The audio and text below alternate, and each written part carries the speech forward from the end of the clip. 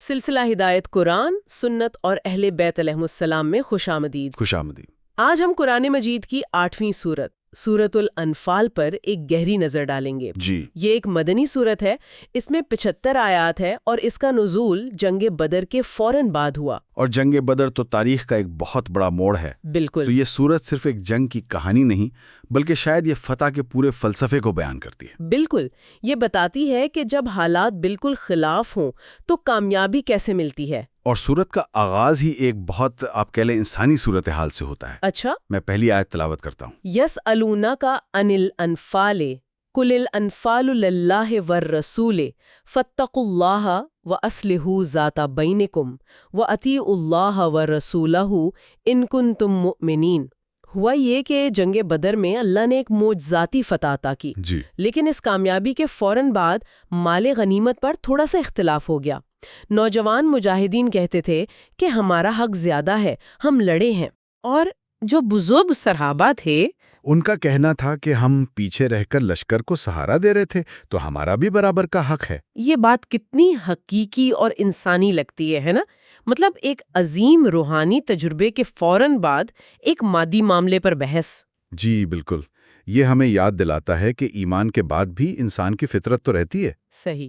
تو اسی موقع پر اللہ کا جواب آیا، فرمایا کہ آپ سے انفال کے بارے میں پوچھتے ہیں، کہہ دیجئے کہ انفال اللہ اور رسول کے ہیں۔ انفال کا مطلب کیا ہے؟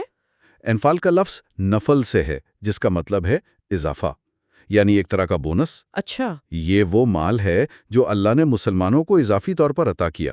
تو اصول یہ واضح ہوا کہ یہ سب بنیادی طور پر اللہ اور اس کے رسول کی ملکیت ہے۔ تو گویا مال کی تقسیم سے پہلے ذہنیت کی تربیت کی جا رہی ہے۔ بالکل، پہلے یہ بڑا اصول تسلیم کرو کہ یہ تمہارا نہیں، اللہ کا انعام ہے۔ اور اسی لیے شاید آیت کا اگلا حصہ ہے کہ اللہ سے ڈرو اور اپنے آپس کے تعلقات درست کرو۔ لوگوں کے تعلقات بہتر بنانا عام نفلی نمازوں اور روزوں سے بھی افضل ہے۔ واہ! تو اس کے بعد قرآن ہمیں یہ بتاتا ہے کہ اس طرح کے حکم کو دل سے کون قبول کرتا ہے؟ جی، اگلی آیات 2 سے 4 تک ایک سچے مومن کا ایک خاکہ پیش کرتی ہیں۔ انما المؤمنون الذین اذا ذکر اللہ وجلت قلوبہم وَإِذَا تُلِيَتْ عَلَيْهِمْ آيَاتُهُ زَادَتْهُمْ إِيمَانًا وَعَلَى رَبِّهِمْ يَتَوَكَّلُونَ الَّذِينَ يُقِيمُونَ الصَّلَاةَ وَمِمَّا رَزَقْنَاهُمْ يُنْفِقُونَ أُولَئِكَ هُمُ الْمُؤْمِنُونَ حَقًّا۔ مومن تو بس وہی ہیں کہ جب اللہ کا ذکر کیا جائے تو ان کے دل دہل جائیں، اور جب ان پر اس کی آیات تلاوت کی جائیں تو ان کا ایمان بڑھ جائے اور وہ اپنے رب ہی پر توکل کرتے ہیں، اور وہ نماز قائم کرتے ہیں اور خرچ کرتے ہیں۔ یہی لوگ سچے مومن ہیں۔ یہ تو صرف صفات کی ایک فہرست نہیں لگتی، اس میں ایک گہرا ربط ہے۔ جی، یہ ایک مکمل شخصیت کی تصویر ہے۔ اس کا آغاز ایک اندرونی کیفیت سے ہوتا ہے، دل میں اللہ کی ہیبت۔ پھر یہ ایک فکری سطح پر آتا ہے، آیات سن کر ایمان میں اضافہ۔ پھر یہ ایک عقیدے کی شکل لیتا ہے، یعنی توکل۔ اور آخر میں یہ عقیدہ 2 عملی ستونوں پر کھڑا ہوتا ہے، نماز اور خرچ کرنا۔ بالکل، اللہ سے تعلق اور انسانیت سے تعلق، یہ ایمان کا ایک مکمل ایکو سسٹم ہے۔ اور اس میں توکل کا تصور بہت مرکزی ہے۔ اکثر لوگ اسے غلط سمجھتے ہیں کہ شاید اس کا مطلب ہے کوشش چھوڑ کر بیٹھ جانا۔ نہیں، ہرگز نہیں۔ توکل کا مطلب ہے اپنی پوری کوشش کرنا، تمام اسباب استعمال کرنا، لیکن نتیجے کے لیے بھروسہ صرف اللہ پر کرنا۔ جی، اسباب کی تاثیر بھی تو اللہ ہی کے حکم سے ہے۔ ایک سرجن اپنی پوری مہارت استعمال کرتا ہے لیکن دل میں جانتا ہے کہ شفا اللہ دے گا۔ کوشش انسانی، انحصار خدائی۔ بہت خوب۔ تو اسی توکل کے ساتھ جب وہ 313 مسلمان نکلے تو اللہ کی مدد کیسے آئی؟ اس کا ذکر آیات 5 سے 12 میں ہے۔ کچھ مسلمان تو جنگ کے لیے تیار بھی نہیں تھے، وہ تجارتی قافلے کو پکڑنا چاہتے تھے۔ آسان راستہ۔ جی، لیکن اللہ کا منصوبہ بڑا تھا۔ قرآن کہتا ہے، اللہ چاہتا تھا کہ اپنے کلمات سے حق کو ثابت کر دے اور کافروں کی جڑ کاٹ دے۔ تو اللہ نے مدد کیسے کی؟ اس جنگ میں اللہ نے 4 خاص طریقوں سے مدد کی، اور یہ مدد کوئی جادوئی نہیں تھی بلکہ نفسیاتی اور ماحولیاتی تھی۔ اچھا، یہ بہت دلچسپ ہے۔ پہلی مدد تھی 1000 فرشتوں کا وعدہ۔ یہ بنیادی طور پر مسلمانوں کے دلوں کو اطمینان دینے کے لیے تھا، حوصلہ بڑھانے کے لیے۔ ٹھیک ہے۔ دوسری مدد تھی اونگ کا طاری ہونا۔ جنگ سے پہلے کی اس بے چینی بھری رات میں اللہ نے مسلمانوں پر ایک پرسکون نیند طاری کر دی تاکہ وہ تازہ دم ہو سکیں۔ جی، تیسری مدد تھی بارش کا نزول۔ اس سے پیاس بجھی، پاکیزگی حاصل ہوئی اور سب سے اہم ریتلی زمین جم گئی ہوگی، بالکل، تاکہ ان کے قدم نہ پھسلیں۔ اور چوتھی مدد تھی دشمن کے دلوں میں رعب ڈال دینا۔ اللہ نے فرمایا کہ میں کافروں کے دلوں میں خوف ڈال دوں گا۔ تو یہ جو فرشتوں کا نزول تھا، یہ براہ راست لڑائی کے لیے نہیں تھا، کیونکہ تاریخ تو بتاتی ہے کہ کفار کے سرداروں کو حضرت علی رضی اللہ تعالیٰ عنہ اور دوسرے مجاہدین نے قتل کیا تھا۔ آپ کا سوال بالکل درست ہے۔ قرائن یہی بتاتے ہیں کہ فرشتوں کا کام ایک سپورٹ سسٹم کا تھا۔ اچھا، انہوں نے مسلمانوں کو ثابت قدم رکھا، ان کے حوصلے بلند کیے۔ اصل جنگ مجاہدین نے اپنے ایمان اور بہادری سے ہی لڑی۔ اللہ کی مدد انسانی کوشش کی جگہ نہیں لیتی، اسے کامیاب بناتی ہے۔ اور شاید اسی لیے وہ مشہور آیت 17 آتی ہے، جی، وہ انقلابی آیت۔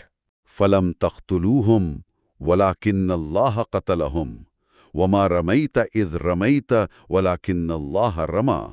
بس تم نے انہیں قتل نہیں کیا بلکہ اللہ نے انہیں قتل کیا۔ اور اے پیغمبر، جب آپ نے کنکریوں کی مٹھی پھینکی تو وہ آپ نے نہیں بلکہ اللہ نے پھینکی۔ یہ آیت تو تکبر اور غرور کی جڑ ہی کاٹ دیتی ہے۔ جب بھی ہم کوئی کامیابی حاصل کرتے ہیں تو فوراً کہتے ہیں یہ میں نے کیا۔ بالکل، یہ آیت یاد دلاتی ہے کہ ہماری ہر کامیابی کے پیچھے ایک خدائی توفیق شامل ہے۔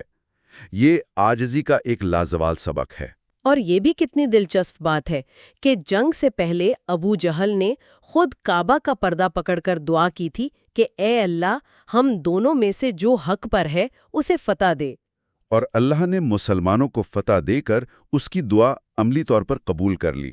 اس کے بعد سورت کا رخ ان آزمائشوں کی طرف مڑتا ہے جو کامیابی کے بعد آتی ہیں۔ جی، آیات 27 اور 28 میں فرمایا گیا کہ امانت میں خیانت نہ کرو اور جان لو کہ تمہارے اموال اور تمہاری اولاد ایک آزمائش ہیں۔ اولاد جیسی نعمت کو فتنہ یعنی آزمائش کہنا یہ تھوڑا چونکا دیتا ہے۔ یہ ایک بہت گہرا نقطہ ہے۔ اولاد کی محبت ایک اخلاقی امتحان ہے۔ کیسے؟ ان کے مستقبل کے لیے ان کی محبت میں انسان بعض اوقات اپنے اصولوں پر سمجھوتا کر لیتا ہے۔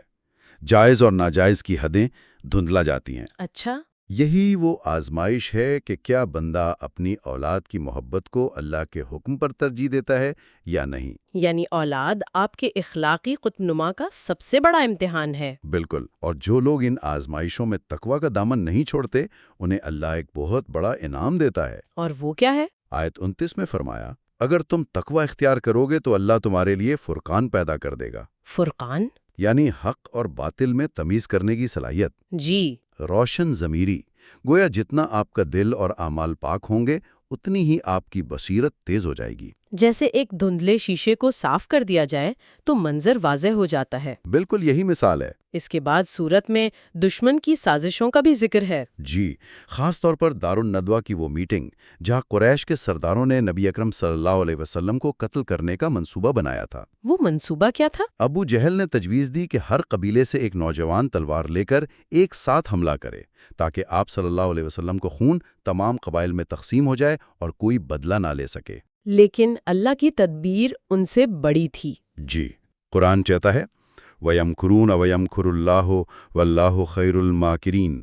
وہ چال چل رہے تھے اور اللہ بھی اپنی تدبیر کر رہا تھا، اور اللہ بہترین تدبیر کرنے والا ہے۔ اس سے یہ بھی معلوم ہوتا ہے کہ استغفار یعنی معافی مانگتے رہنا معاشروں کو اجتماعی عذاب سے بچا سکتا ہے۔ جی ہاں، اب ہم سورت کے ایک بہت اہم اقتصادی حکم کی طرف آتے ہیں جس کا ذکر آیت 41 میں ہے۔ وَاعْلَمُوا أَنَّمَا غَنِمْتُم مِّن شَيْءٍ فَأَنَّ لِلَّهِ خُمُسَهُ وَلِلرَّسُولِ وَلِذِي الْقُرْبَى وَالْيَتَامَى وَالْمَسَاكِينَ وَابْنِ السَّبِيلِ۔ اور جان لو کہ تم جو کچھ بھی غنیمت حاصل کرو اس کا 5واں حصہ خمس اللہ، رسول، ان کے قریبی رشتہ داروں یعنی اہل بیت، یتیموں، مسکینوں اور مسافروں کے لیے ہے۔ یہاں غنیمت کا لفظ بہت اہم ہے۔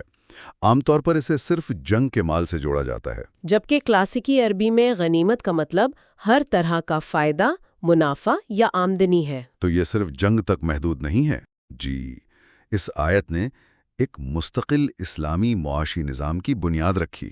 یہاں ایک سوال پیدا ہو سکتا ہے کہ اس میں نبی اکرم صلی اللہ علیہ وآلہ وسلم کے رشتہ داروں یعنی سادات کے لیے حصہ مقرر کرنا کیا ایک طرح کا امتیازی سلوک نہیں ہے؟ یہ سوال اس نظام کو پوری طرح نہ سمجھنے کی وجہ سے پیدا ہوتا ہے۔ اس کی 3 وجوہات ہیں۔ جی۔ پہلی، یہ حصہ صرف ضرورت مند سادات کو دیا جاتا ہے۔ دوسری، سادات پر زکوٰۃ لینا حرام ہے۔ اچھا، تو یہ ایک طرح کا توازن ہے۔ بالکل، ایک فنڈ سے محروم کر کے دوسرے فنڈ سے ان کی ضرورت پوری کی جا رہی ہے۔ اور تیسری وجہ یہ تھی کہ پیغمبر صلی اللہ علیہ وسلم کے قریبی رشتہ داروں کو عوامی خیرات یعنی زکوٰۃ پر انحصار کرنے سے دور رکھا جائے تاکہ ان کی عزت پر کوئی حرف نہ آئے۔ آخر میں سورت طاقت اور امن کے اصول کو بھی واضح کرتی ہے۔ جی، آیت 60 میں حکم ہے کہ دشمنوں کے مقابلے کے لیے جتنی قوت ہو سکے تیار رکھو، اور اس قوت میں ہر طرح کی فوجی، معاشی، ثقافتی طاقت شامل ہے۔ لیکن اس تیاری کا مقصد جنگ چھیڑنا نہیں ہے، ہے نا؟ ہرگز نہیں۔ مقصد دشمن کو خوف زدہ کرنا ہے تاکہ وہ جارحیت کی ہمت نہ کرے۔ اور طاقت کے اس حکم کے فوراً بعد جو آیت ہے وہ تو کمال ہے۔ جی، اگلی ہی آیت 61 میں فرمایا، اور اگر وہ دشمن صلح کی طرف مائل ہوں تو تم بھی اس کی طرف مائل ہو جاؤ اور اللہ پر بھروسہ کرو۔ یعنی مضبوط بنو تاکہ امن قائم ہو، لیکن اگر کوئی امن کا ہاتھ بڑھائے تو فوراً تھام لو۔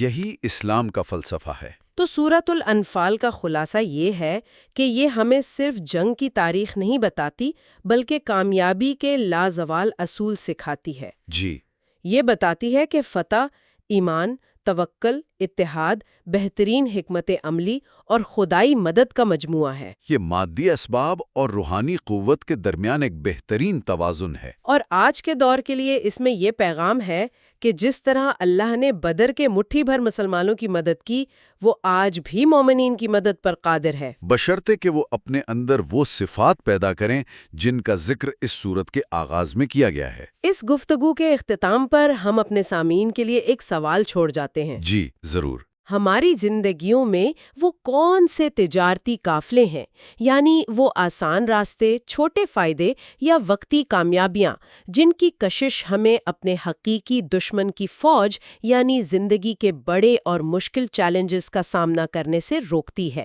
اور ان فیصلوں کے لمحوں میں ہم اللہ کی عطا کردہ فرقان یعنی صحیح اور غلط میں تمیز کرنے کی صلاحیت کو کتنا استعمال کرتے ہیں؟